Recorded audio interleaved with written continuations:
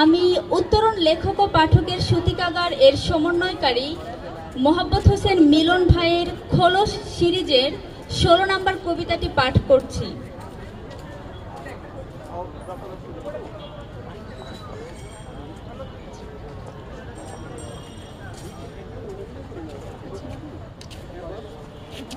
এ লড়াই শুধু একটা জীবনের জন্য নয়, বরং একটা বিস্তীর্ণ পৃথিবীর জন্য আমাদের ছুটে চলা। আমাদের লড়াই একটা অনাগত প্রজন্মের সুন্দর ও নির্মল পৃথিবীর জন্য, মুক্ত আকাশে পাখির কলরব ধ্বনির জন্য, কার্বন মুক্ত বিশুদ্ধ বাতাসের জন্য আমাদের এই ঘরহীন জীবন।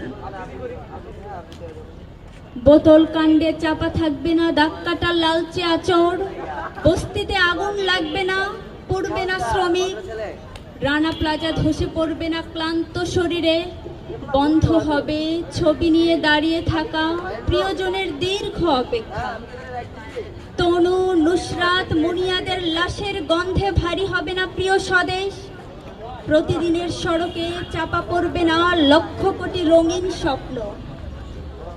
ধর্মীয় গোলামিতে আঁকড়ে থাকা সমাজ ভেঙে নব্য সমাজে রূপ নেবে, পড়বে না কোরআন বাইবেল, রক্তাক্ত হবে না ওয়াশিকুরদের শরীর।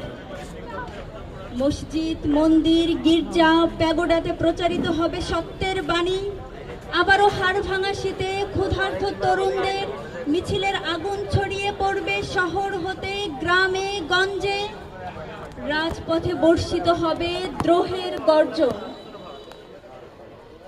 আবারও ছাত্র শিক্ষক কৃষক শ্রমিক নারী পুরুষ কণ্ঠে কণ্ঠ মেলাবে, উচ্চারিত হবে জালো রে জালো আগুন জালো।